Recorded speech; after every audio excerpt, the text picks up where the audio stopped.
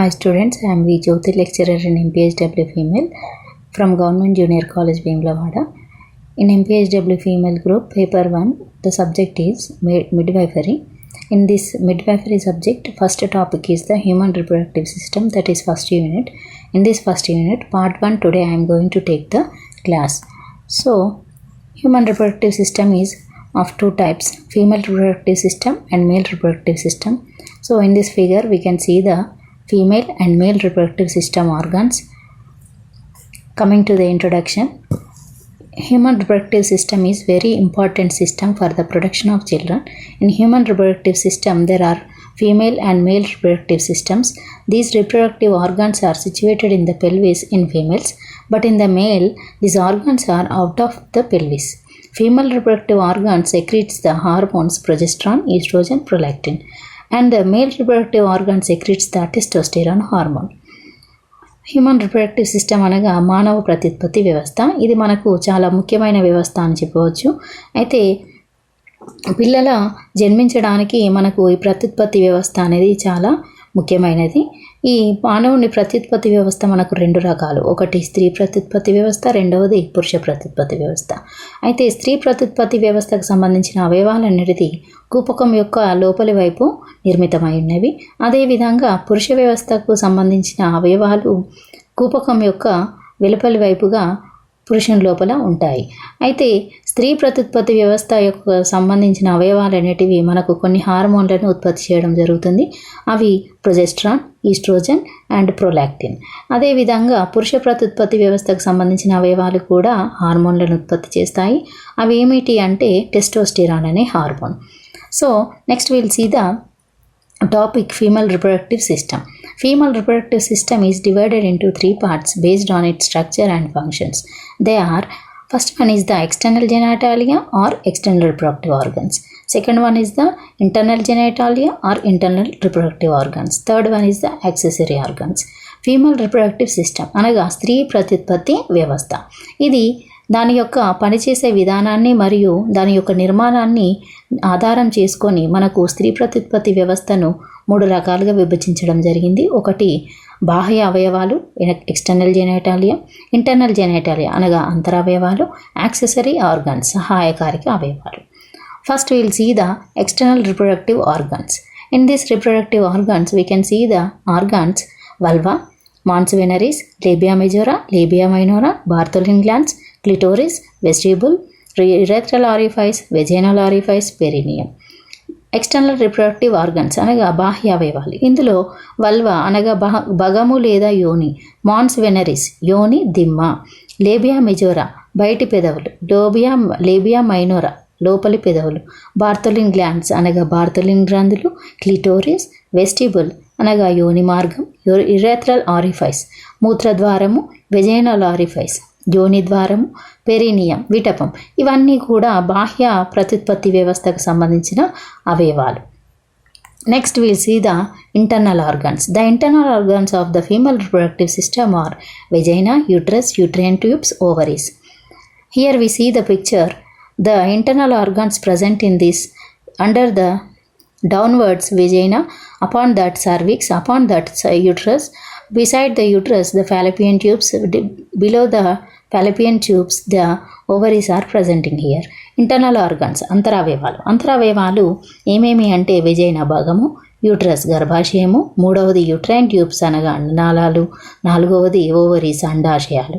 ఇక్కడ మనకు ఈ పటంలో చూపించుకున్న విధంగా కింది వైపు వెజైనా, దానిపైన సర్విక్స్ అనే భాగం, సర్విక్స్కి పైన గర్భాశయం, గర్భాశయానికి ఇరువైపుల అండనాళాలు, దానికి కింది భాగాన అండాశయాలు రెండు కూడా ఉండడం అనేది జరిగింది. Next first will see the vagina. Vagina is a tubular 10 cm long fibromuscular canal lined with mucous membrane that extends from the exterior of the body to the uterine cervix. It is the outlet for menstrual flow and the passageway for childbirth. This vaginal posterior wall length is 7 to 9 cm. Anterior wall length is 5 to 7 cm. The muscular layers of the vagina are composed of smooth muscle so that it stretches at the time of childbirth. Vagina అనేది 10 సెంటీమీటర్ల పొడవు గల ఒక కాలువ వంటిది. ఇది కండరపు కాలువ. దీని యొక్క లోపలి వైపు మ్యూకస్ పొరతో కప్పబడి ఇది మన శరీరం యొక్క బాహ్య వైపు నుండి లోపలి వైపుకు సర్విక్స్ వరకు, గర్భాశయం యొక్క సర్విక్స్ వరకు వ్యాప్తి చెంది ఉంటుంది. ఇది మనకి స్త్రీలకి బహిష్టు కావడానికి మరియు బిడ్డ పుట్టడానికి ఒక ప్రయాణ మార్గం అని చెప్పవచ్చు. అదేవిధంగా భగం యొక్క వెనుక గోడ పొడవు 7 నుంచి 9 సెంటీమీటర్లు, ముందు గోడ పొడవు 5 నుంచి 7 సెంటీమీటర్లు ఉంటుంది. ఈ భగం యొక్క కండరపు పొరలు అనేవి స్మూత్ మజిల్ అనగా నునుపు కండరాలతో ఏర్పడి ఉండడం వలన ఇవి సాగే గుణంను కలిగి బిడ్డ పుట్టడానికి ఉపయోగపడుతుంది. Next we will see the uterus. Uterus is situated between the urinary bladder and the rectum. The uterus is about 7.5 cm long, 5 cm wide, 2.5 cm thick, 60 grams of weight. These are 3 parts in the uterus: A. Cervix, B. Body, C. Fundus. A. Cervix. The cervix is the lowest part of the uterus and it projects to the vagina. The cervical canal have the external os and internal os. Uterus అనగా గర్భాశయము ఒక అంతరవయవము. ఇది మనకి మూత్రాశయం మరియు పురీషనాళంకి మధ్య భాగంలో నిర్మితమై ఉంది. గర్భాశయము 7.5 సెంటీమీటర్ల పొడవు, 5 సెంటీమీటర్ల వెడల్పు, 2.5 సెంటీమీటర్ల మందము, 60 గ్రాముల బరువును కలిగి ఉంటుంది. అయితే గర్భాశయం యందు మనకు 3 భాగాలు కలవు. ఒకటి సర్విక్స్, రెండవది బాడీ, మూడవది ఫండస్. సర్విక్స్ అనేది అంతరవయవాలలో గర్భాశయానికి కింది భాగంలో ఉండే భాగము. ఇది కింది వైపుకి వెజైనాతో, పై వైపుకి గర్భాశయంతో మధ్యలో ఉండే భాగం. సర్విక్స్ అనేది సర్వైకల్ కాల్వను కలిగి ఉంటుంది. ఇది 2 ఎక్స్టర్నల్ ఆస్ మరియు ఇంటర్నల్ ఆస్ అనే రంధ్రాలను కలిగి ఉంటుంది. ఎక్స్టర్నల్ ఆస్ అనగా బయటి రంధ్రం, ఇంటర్నల్ ఆస్ అనగా లోపలి రంధ్రం. Structure of uterus figure we can see in this. So ఇక్కడ మనం చెప్పినట్లయితే వెజైనా, నేను ఇందాక చూపెట్టినట్టుగా వెజైనా, దానిపైన సర్విక్స్, పెరిమెట్రియం, మయోమెట్రియం, ఎండోమెట్రియం, ఇవి 3 కూడా గర్భాశయం యొక్క పొరలు అని చెప్పవచ్చు. బాడీ ఆఫ్ ద యూట్రస్ మధ్యంలో త్రిభుజాకారంలో ఉంది. బాడీ ఆఫ్ ద యూట్రస్ మధ్య భాగంలో ఉంది. దాని పై భాగాన బాటమ్ ఆఫ్ ది యూట్రస్, దీన్నే మనం ఫండస్ అని కూడా చెప్తాము. ఇందాక గర్భాశయంలో 3 భాగాలు సర్విక్స్, బాడీ, ఫండస్. సర్విక్స్ అనేది వెజైనాకు పై భాగంలో ఉంది. బాడీ ఆఫ్ ది యూట్రస్ మధ్యలో ఉంది, గర్భాశయం యొక్క మధ్యలో ఉంది. బాటమ్ ఆఫ్ ది యూట్రస్ అనగా ఫండస్. ఈ ఫండస్కి, బాటమ్ ఆఫ్ ది యూట్రస్కి ఇరువైపులా 2 ఫెలోపియన్ ట్యూబ్స్ మరియు కింది భాగాన ఓవరీస్, అండాశయాలు అనేది ఉండడం జరిగింది. ఇది గర్భాశయం యొక్క నిర్మాణం. The external os with opens into the vagina and the internal os opens into the uterine cavity. Lining of the cervical canal with glands which secretes alkaline mucus. ఇందాక మనం చెప్పుకున్నట్లుగా సర్విక్స్ అనేది ఇంటర్నల్ ఆస్ మరియు ఎక్స్టర్నల్ ఆస్ని కలిగి దాని మధ్యలో cervical కాలువను కలిగి ఉంటుంది. అయితే ఎక్స్టర్నల్ ఆస్ అనగా బాహ్య రంధ్రం వెజైనాతో, భగంతో తెరుచుకొని ఉంటుంది. అదేవిధంగా ఇంటర్నల్ ఆస్ అనగా లోపలి రంధ్రం గర్భాశయం యొక్క కుహరం లోపలికి తెరుచుకొని ఉంటుంది. ఈ రెండింటి రంధ్రాల మధ్య ఉన్న కాలువని మనం సర్వైకల్ కాలువ అని చెప్పవచ్చు. ఈ సర్వైకల్ కాలువ యొక్క పొర అనేది గ్రంథులతో నిర్మితమై ఉండి ఈ గ్రంథులు క్షారగుణం గల శ్లేష్మాన్ని స్రవిస్తాయి. B body is the middle part of the uterus అనగా ఈ బాడీ అనేది గర్భాశయం యొక్క మధ్య భాగం అని చెప్పవచ్చు. C fundus. It is in triangle shape. It occupies more space in the uterus. It is a dome shaped upward portion superior to the fallopian tubes. Fundus ఇందాక పిక్చర్లో చూపినట్లుగా బాటమ్ ఆఫ్ ది యూట్రస్ని మనం ఫండస్ అని కూడా చెప్పవచ్చు. ఇది త్రిభుజాకారంలో ఉండి అధిక స్థలాన్ని ఆక్రమిస్తుంది గర్భాశయంలో. ఇది పైవైపు డోమ్ షేప్లో ఉండి, డోమ్ ఆకారంలో ఉండి పైవైపు ఉండి పక్కలకి 2 అండనాళాలను కలిగి ఉంటుంది. దీన్నే మనం ఫండస్ అని చెప్పవచ్చు. Histology of the uterus. The uterus consist of 3 layers. A. 1. Perimetrium.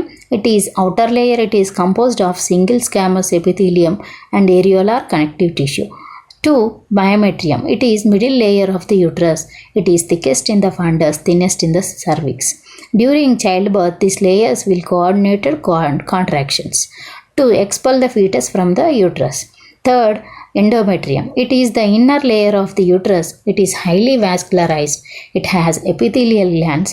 When the fertilized ovum implant into the endometrium is also known as nidation. At pregnancy period, this endometrium called as decidua. Histology of the uterus. గర్భాశయానికి మనకి 3 పొరలు కలిగి ఉంటుంది గర్భాశయం.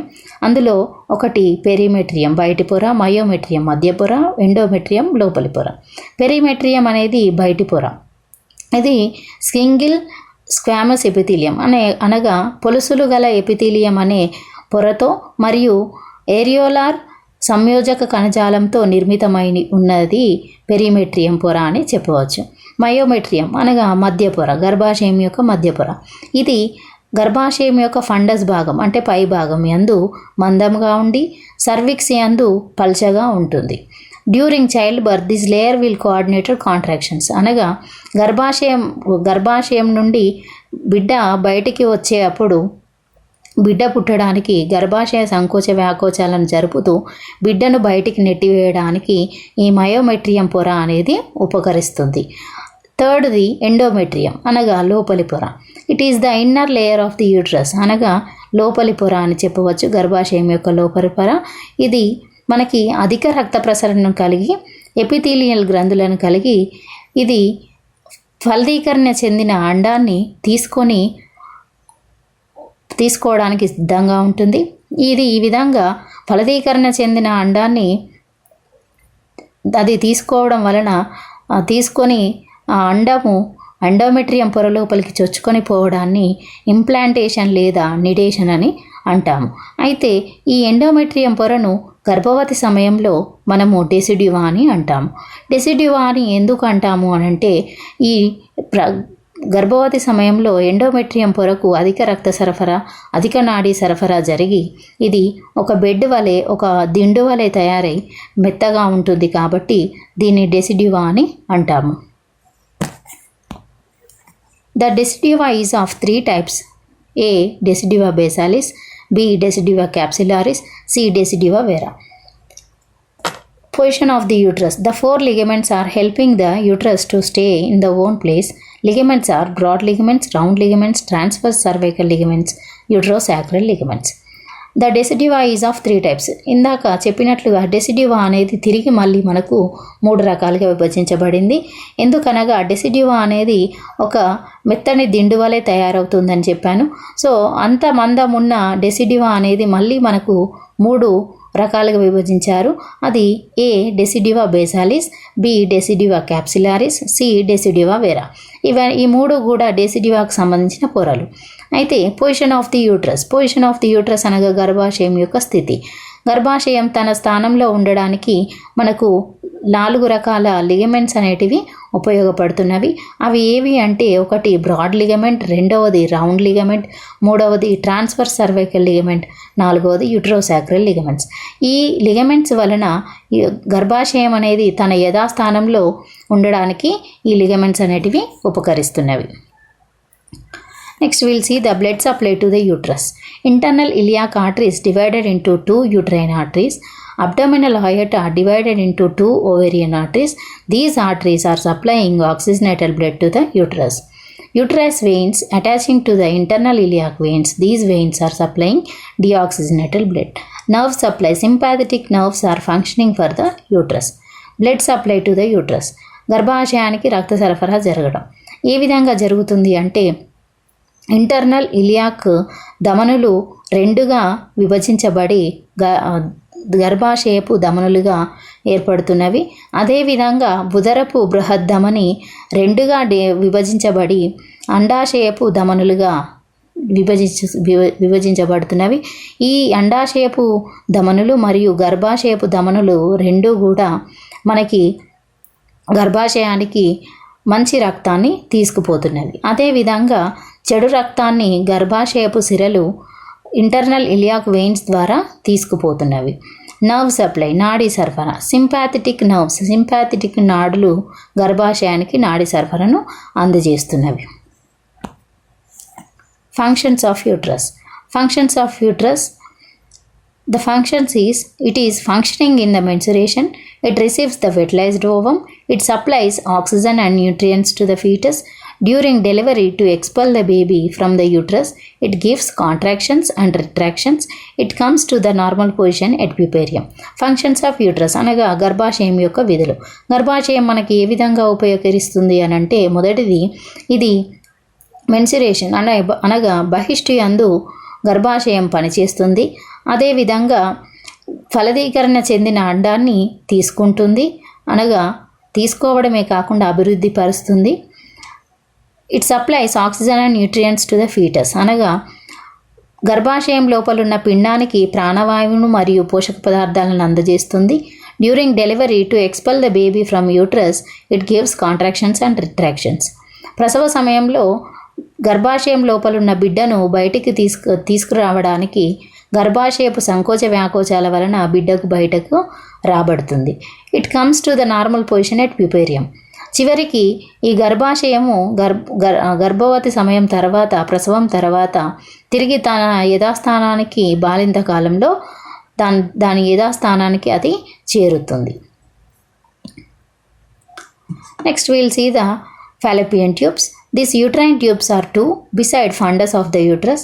The tubes measures about 10 cm long and lie between the folds of the broad ligaments of the uterus. This tube is lined with ciliated mucous membrane inside. It will help the ovum come from the ovary with peristaltic movements. This tube consists of 4 parts. First one is the infundibulum. It is end part of the tube. It is funnel shaped and near to the ovary. It ends in a finger like projections called fimbriae. Fallopian tubes అనగా అండనాళాలు. ఈ రెండు మన గర్భాశయానికి ఇరువైపులా 2 అండనాళాలు ఉంటాయి.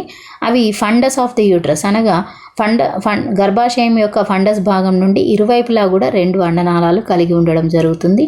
ఈ అండనాళాలు 10 సెంటీమీటర్ల పొడవును కలిగి బ్రాడ్ లిగమెంట్ యొక్క మధ్య భాగంలో ఏర్పడి ఉంటున్నవి.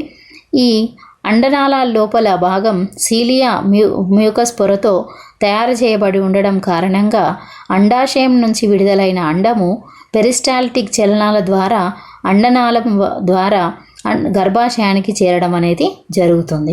అయితే ఈ అండనాళాల లోపల మనకి తిరిగి 4 భాగాలు కలవు. ఒకటి ఇన్ఫండిబులం. ఇన్ఫండిబులం అనేది అండనాళం యొక్క చివరి భాగం. ఇది ఫన్నల్ షేప్డ్ అనగా గౌర ఆకారంలో ఉంటుంది. అండాశయానికి దగ్గరగా ఉంటుంది. దీనికి చివరి భాగంలో చేతి వేళ్ల మాదిరిగా ఉండే ఆకారాలు ఉంటాయి. వాటిని మనము ఫింబ్రియే అని అంటాము. Here in this figure we can see the fallopian tube structure. Infundibulum, as I said, the finger like projection, see here, it is known as fimbriae, and upward of the infundibulum the curved shape one is the ampulla, green color, and near to the fundus of the uterus the isthmus is present, where the isthmus is attaching to the uterus. Second part, ampulla. Ampulla is the second part of the fallopian tube. It is 1.25 cm thickness inside, 1 mm in diameter and widest part. Normally in this ampulla the ovum and sperm united and fertilization occurs. Third one is the isthmus, where the uterine tube attached to the uterus is known as isthmus. It is 2.5 cm length. Fourth one is interstitial part. It is near to the uterine wall. It is of 1.5 cm length. Second one, ampulla. Ampulla మనకు 1.25 సెంటీమీటర్ల మందము మరియు లోపలి వైపు 1 mm వ్యాసార్థము కలిగి ఉన్న వెడల్పైన భాగం అని చెప్పవచ్చు. ఇందులో సాధారణంగా అందరు స్త్రీలలో జరిగే విధంగా ఆంపుల్లా యందు శుక్రకణము ఒక అండకణంతో కలిసి ఫలదీకరణ అనేది జరుగుతుంది. ఆ ఫలదీకరణ జరగడం వలన మనకు సంయుక్త బీజం అనేది ఏర్పడి పిండం తయారవడం అనేది జరుగుతుంది. మూడవది ఇస్తమస్ అనగా ఎక్కడైతే అండనాళము గర్భాశయం యొక్క ఫండస్ భాగం యందు అతికించబడి ఉంటుందో ఆ భాగాన్ని ఇస్తమస్ అని చెప్పవచ్చు. ఇది 2.5 సెంటీమీటర్స్ పొడవు కలిగి ఉంటుంది. ఇంటర్స్టీషియల్ పార్ట్, ఇది గర్భాశయం యొక్క గోడకి దగ్గర వైపుగా ఉండే భాగము. ఇది 1.5 సెంటీమీటర్స్ యొక్క పొడవును కలిగి ఉంటుంది. Next will see the ovaries. The ovary is organ and also function like endocrine gland. The ovaries are in the shape of almonds. There are 2 ovaries present side of the uterus. The length of each ovary is 3.5 cm, width 1.75 cm, thickness 1.25 cm. Each ovary consists of the following parts: medulla and cortex. Ovaries అనగా అండాశయాలు. అండాశయం అనేది ఒక organ, అవయవమే కాకుండా ఒక గ్రంథిలాగా కూడా పనిచేస్తుంది. అది కూడా వినాల గ్రంథి వలె పనిచేస్తుంది. వినాల గ్రంథి అనగా హార్మోన్లను ఉత్పత్తి చేసే గ్రంథులను వినాల గ్రంథులని అంటాము. అయితే ఈ యొక్క అండాశయము దాని యొక్క ఆకారం ఒక బాదంకాయ పరిమాణంలో ఉంటుంది. ఈ అండాశయాలు గర్భాశయానికి 2 అండాశయాలు ఇరువైపులా ఉంటాయి. అండాశయం యొక్క పొడవు 3.5 సెంటీమీటర్స్, వెడల్పు 1.75 సెంటీమీటర్స్, మందము 1.25 సెంటీమీటర్స్ కలిగి ఉంటుంది. అండాశయం యందు 2 భాగాలు ఉంటాయి. ఒకటి మెడ్యులా, రెండవది cortex.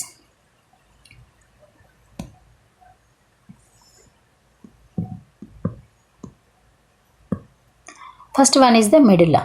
It is composed with connective tissue. It contains the blood vessels, lymphatic vessels and nerves are traveling. Medulla యందు మనకు ఇది కనెక్టివ్ టిష్యూ సహాయంతో నిర్మితమై ఉంది. దీని యందు రక్తనాళాలు, లింఫ్ నాళాలు మరియు నాడులు బయలుదేరుతూ ఉంటాయి, ప్రయాణిస్తూ ఉంటాయి. రెండవది cortex. It is the main important part in the ovary. It consists of 1 lakh undeveloped ovarian follicles in the girls by the birth. In girls at puberty stage, these follicles will develop and expel from the ovary.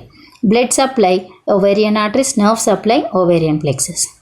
Cortex అనగా అండాశయం యొక్క 2వ భాగం. ఇది చాలా ముఖ్యమైన భాగం అని చెప్పవచ్చు. దీని యందు ఒక స్త్రీ పుట్టుకతోటే 1 లక్ష అభివృద్ధి చెందని అండకణాలతో అండాశయం యందు కలిగి పుడుతుంది. అయితే ఈ అండకణాలు ఎప్పుడైతే ఒక స్త్రీ ప్యూబర్టీ స్టేజ్ అనగా పుష్పవతి అవుతుందో అప్పటి నుంచి అవి ఒక్కొక్కటిగా అండకణాలు అభివృద్ధి చెందడం అనేది జరిగి అండాశయం నుంచి బయటికి విడుదలవ్వడం అనేది జరుగుతుంది. ఈ విధంగా బయటికి విడుదలవ్వడాన్ని మనము ఓవులేషన్ అంటాము. అంటే అండం బయటికి విడుదలవ్వడం అని చెప్పవచ్చు. బ్లడ్ సప్లై, అండాశయానికి రక్త సరఫరా అండాశయపు ధమనుల ద్వారా జరుగుతుంది. నాడీ సరఫరా, నర్వ్ సప్లై, ఓవేరియన్ ప్లెక్సెస్ ద్వారా నాడీ సరఫరా అనేది అండాశయానికి జరగడం జరుగుతుంది. So next we will see the functions of ovary. Functions of ovary, first one is the ovulation, second one is the endocrine action. Ovulation means the expel of developed Graafian follicle from the ovum is known as ovulation. It starts from the puberty stage and it continues every month regularly till the menopause stage comes. Second one is endocrine action. Ovary secretes the 2 types of hormones, A progesterone, B estrogen. Functions of ovary.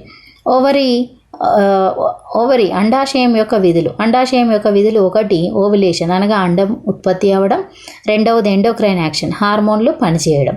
Ovulation మొదటిది అండం ఉత్పత్తి అవ్వడం చూద్దాం మనం. అండం ఉత్పత్తి అవ్వడం అనగా అభివృద్ధి చెందిన గ్రాఫియన్ ఫాలికల్ అనగా అండకణము అండాశయం నుండి అండాశయం యొక్క ఉపరితల భాగానికి వచ్చి బయటకు విడుదలవ్వడాన్ని అండం ఉత్పత్తి అవ్వడం ఓవులేషన్ అని అంటాం. ఇది మనకు స్త్రీల యందు ప్యూబర్టీ స్టేజ్ అనగా పుష్పవతి అయినప్పటి నుంచి మొదలుకొని మెనోపాజ్ వచ్చే వరకు. మెనోపాజ్ అనగా 45 నుండి 55 సంవత్సరాల మధ్యకాలంలో ప్రతి స్త్రీ యందు ఈ మెన్సురేషన్ అనేది అంటే బహిష్టు అనేది ఆగిపోవడం జరుగుతుంది. ఎప్పుడు 45 నుండి 55 సంవత్సరాల మధ్యకాలంలో. అయితే ఆ సమయం వరకు మధ్యలో అంటే పుష్పవతి అయినప్పటి నుంచి మొదలుకొని మెనోపాజ్ వరకు ఈ ఓవులేషన్ అనేది అనగా అండం విడుదల అవ్వడం అనేది ప్రతి నెల సక్రమంగా జరిగే ఒక ప్రక్రియ అని చెప్పవచ్చు. దీనినే మనం ఓవులేషన్ ప్రాసెస్ అని కూడా అంటాము. ఏమిటి? ప్యూబర్టీ స్టేజ్ నుంచి మెనోపాజ్ వరకు. ప్యూబర్టీ స్టేజ్ అనగా పుష్పవతి అయినది మొదలుకొని, అంటే ఎప్పుడైతే ఒక స్త్రీ ఫస్ట్ మెన్సురేషన్ జరుగుతుందో మొదటి కాలం నుంచి మొదలుకొని తన జీవిత కాలంలో 45 నుండి 55 సంవత్సరాల మధ్యకాలంలో బహిష్టు ఆగిపోయేంత వరకు ప్రతి నెల తన జీవిత కాలం అంతా కూడా అండకణాలు ప్రతి నెల ఒక్కొక్కటిగా అండాశయం నుంచి విడుదలవ్వడం అనేది ఒక సక్రమమైన ప్రక్రియగా జరుగుతుంది. ఇది ఒక జీవ ప్రక్రియగా జరుగుతుంది. ఇది ఒకవేళ సక్రమంగా జరగనట్లయితే ప్రత్యుత్పత్తి వ్యవస్థకు సంబంధించిన కొన్ని సమస్యలు అనేది స్త్రీలు ఎదుర్కోవడం అనేది కూడా జరుగుతుంది. రెండవది ఎండోక్రైన్ యాక్షన్. ఎండోక్రైన్ యాక్షన్ అనగా మనకు అండాశయం అనేది 2 రకాల హార్మోన్లను ఉత్పత్తి చేస్తుంది. A progesterone, B estrogen. Ovulation process figure we can see in this. So in the ovulation, as I said before itself, and also here I can say again, the medulla is the upper part. In this blood vessels and lymphatic vessels and nerves are traveling, and also the downward part all over the Graafian follicles where they are present, that part all will be known as cortex. So here we can see the developing follicles that is in the small size, then it forward into primary follicle and also secondary, next primordial, and then these follicles will be developing inside the corpus luteum. That corpus luteum is in yellow color shape. The developed ovum which is come over the surface of the ovary, that ovum will be coming out, then the corpus luteum remaining in the ovary itself, and the ovum which is coming out from the ovary, that ovum will be grasped by the fimbrians of the uterine tube. Okay, once again I will explain. ఇంతకుముందు నేను చెప్పినట్లుగా మెడులా, cortex. మెడులా అనేది మనకు రక్తనాళాలు, నాడులు, ఇంకా lymph నాళాలు ప్రయాణించే మార్గం, అది పైన భాగం. ఇంకా కార్టెక్స్ అనేది మధ్య భాగం, కింది భాగం అని చెప్పుకోవచ్చు. కార్టెక్స్ యందు మనకు గ్రాఫియన్ ఫాలికల్స్ పుట్టుకతోటే చిన్న చిన్నవిగా ఉన్నాయి. ఇక్కడ మీకు ఫిగర్లో చూసుకున్నట్లయితే డెవలపింగ్ ఫాలికల్స్ అని ఉంది. అవన్నీ కూడా గ్రాఫియన్ ఫాలికల్స్. అవన్నీ ఒక్కొక్క అండకణము మనకు ప్రతి నెల యందు ప్రైమరీ ఫాలికల్గా, తర్వాత సెకండరీ ఫాలికల్గా అభివృద్ధి చెంది, తర్వాత ప్రీమార్డియల్గా అభివృద్ధి చెంది, ఆ తర్వాత గ్రాఫియన్ ఫాలికల్ యందు కార్పస్ లూటియం అనే పసుపు రంగు వర్ణక పదార్థాన్ని ఏర్పరచుకొని దాని యందు గల అండకణం ఏదైతే అభివృద్ధి చెందిందో అండకణం బయటికి అండాశయం యొక్క ఉపరితల భాగానికి వచ్చి అండకణం బయటికి విడుదలవుతుంది. బయటికి విడుదలైన వెంటనే ఫింబ్రియన్స్, అండనాళం యొక్క ఫింబ్రియన్స్, చేతివేళ్ల మాదిరిగా ఉన్న ఆకారాలు అనేటివి అండకణాన్ని తీసుకోవడం జరుగుతుంది. అయితే ఇవి తీసుకొని యాంపుల్ల దగ్గరికి చేరవేస్తాయి అండకణాన్ని. తిరిగి అండాశయంలో కార్పస్ లూటియం అనే పసుపు రంగు వర్ణక పదార్థం మిగిలి ఉంటుంది. ఈ పసుపు రంగు వర్ణక పదార్థం కార్పస్ లూటియం ఏదైతే ఉందో ఇది ప్రొజెస్ట్రాన్ అనే హార్మోన్ని విడుదల చేయడం జరుగుతుంది. ఇదంతా కూడా ovulation process. So already I have said the ovary will do the endocrine action. In that endocrine action, the ovary will secretes the 2 hormones. First one is progesterone and second one is the estrogen. So first we will see the progesterone. This hormone releases by the stimulation of luteinizing hormone by anterior pituitary gland and the corpus luteum forms. This helps at the time of delivery for the uterine contractions. It helps to continue the pregnancy without any abortions. Progesterone, ఈ hormone మనకి ఏ విధంగా విడుదల అవుతుంది అని అంటే మెదడు యొక్క వెనుక భాగం కింది భాగంలో ఉన్న పిట్యూటరీ గ్రంథి ముందు పిట్యూటరీ గ్రంథి ప్రభావం వలన ల్యూటినైజింగ్ హార్మోన్ అనేది ప్రేరేపించబడి ప్రొజెస్ట్రాన్ అనే హార్మోన్ మనకి అండాశయం నుంచి విడుదలవ్వడం అనేది జరుగుతుంది. అదేవిధంగా కార్పస్ లూటియంని తయారు చేస్తుంది. ఈ ప్రొజెస్ట్రాన్ అనే హార్మోన్ మనకు ప్రసవ సమయంలో గర్భాశయ సంకోచ వ్యాకోచాలు జరగడానికి కూడా ఈ హార్మోన్ చాలా సహకరిస్తుంది. అదేవిధంగా గర్భవతి సమయంలో గర్భాన్ని అంటే ఏ విధమైన అబార్షన్స్ అనేటివి జరగకుండా, ఏ విధమైన రక్తస్రావం అనేది జరగకుండా తన యొక్క గర్భవతి కాలం, స్త్రీ యొక్క గర్భవతి కాలాన్ని జైగోట్ నుంచి మొదలుకొని ప్రసవ సమయం వరకు అనగా సంయుక్త బీజం ఏర్పడినప్పటి నుండి ప్రసవ సమయం వరకు బిడ్డకి ఏ విధమైన అవాంతరాలు లేకుండా గర్భవతి కాలాన్ని సక్రమంగా నిర్వహించడానికి మనకు ప్రొజెస్ట్రాన్ అనే హార్మోన్ ఉపయోగపడుతుంది. Next we'll see the hormone estrogen. Estrogen, this hormone released by the stimulation of follicle stimulating hormone by the anterior pituitary gland. It helps to develop the secondary sexual characteristics in the females. The characteristics are developing pubic hair, breast, feminine characters, starting of menstrual cycle. Estrogen hormone అనేది మనకు మెదడు యొక్క వెనుక భాగమైన కింది భాగంలో ఉండే pituitary గ్రంథి ప్రభావం చేత ఫాలికల్ స్టిమ్యులేటింగ్ హార్మోన్ అనే హార్మోన్ ప్రభావం చేత మనకి ఈస్ట్రోజన్ హార్మోన్ అనేది అండాశయం నుంచి విడుదలవుతుంది. ఈ ఈస్ట్రోజన్ హార్మోన్ ప్రభావం వలన ఒక స్త్రీ లోపల ద్వితీయ లైంగిక లక్షణాలు అనేటివి ఏర్పడతాయి. ఆ ద్వితీయ లైంగిక లక్షణాలు ఏవి అనగా ప్యూబిస్ పైన హెయిర్ రావడం, స్తనంలో పరిమాణం పెరగడం, సిగ్గు వంటి లక్షణాలు రావడం మరియు బహిష్టు మొదలవ్వడం అనేటివి ఇవన్నీ కూడా ద్వితీయ లైంగిక లక్షణాలని చెప్పవచ్చు. ఇప్పటి వరకు మీరు పార్ట్ 1లో చూసిందంతా కూడా female reproductive organs, female, male. అందులో ఫీమేల్ రిప్రొడక్టివ్ ఆర్గాన్స్ గురించి మనం ఇప్పటి వరకు డీటెయిల్డ్గా తెలుసుకున్నాం. సో మిగిలిన టాపిక్ అంతా కూడా పార్ట్ 2లో మనము చూపెట్టడం జరుగుతుంది. ఇప్పటి వరకు మీకు ఇదంతా టాపిక్ అంతా అర్థమైందని నేను అనుకుంటున్నాను. So here we see all the topic again I will review. So human reproductive system, there are 2 human reproductive systems, female and male, and I explained external reproductive organs, female, internal reproductive organs, vagina, uterus, fallopian tubes and ovaries. These are all the topics till now we discussed in the part 1. So I hope you all will understand this topic. Again, next topic will continue in the part 2. This topic will be continuing in the part 2. Thank you.